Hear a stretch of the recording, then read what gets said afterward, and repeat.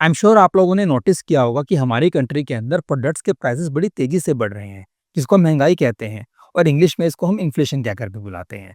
Inflation का हमारी savings के ऊपर डायरेक्ट इम्पैक्ट पड़ता है क्योंकि इन्फ्लेशन के कारण हमारे पैसे की जो खरीदने की ताकत है, जिसको हम परचेजिंग पावर ऑफ मनी कहते हैं, वो कम होती चली जाती है। आज फिनालिसिस के अंदर मैं आपसे इसी के बारे में बात करने वाला हूँ। तो शुरू करते हैं हमारा आज का वीडियो।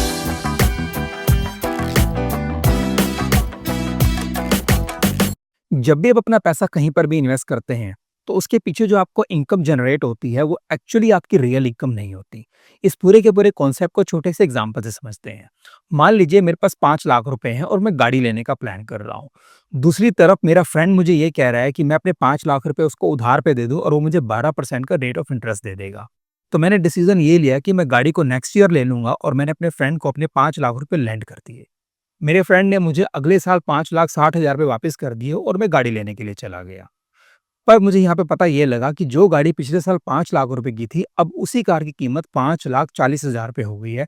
मतलब गाड़ी का जो रेट है वो 8% बढ़ चुका है। ऐसे में क्वेश्चन निकल कर आता है कि क्या मैंने एक्चुअली 12% पैसा कमाया? तो यहाँ पर महँगाई ने मेरे 8% इनकम को खा लिया और मेरी जो रियल इनकम हुई है वो रही है सिर्फ 4%। ओ भाई, मारो मुझे मारो। क्वेश्चन यहाँ पर ये निकलता है कि मुझे कैसे पता लगेगा कि जो पैसा मेरे पास आज है, आने वाले कितने टाइम के अंदर उस पैसे की खरीदने की ताकत 50% तक कम हो जाएगी। अगर आप इसके बारे में पता लगाना चाहते हैं तो हम रूल ऑफ 70 को फॉलो करते हैं। जब भी आप रूल ऑफ 70 को अप्लाई करते हैं तो उससे पहले आपके पास एक और जानकारी होना ज़रूरी है, जिसको हम कहते हैं हमारी कंट्री का रेट ऑफ इन्फ्लेशन क्या चल रहा है। मैंने यहाँ पे मान लीजिए एज़्यूम किया कि हमारी कंट्री के अंदर जो महँगाई का रेट है, मतलब जो इन्फ्लेशन का रेट है वो 5% है।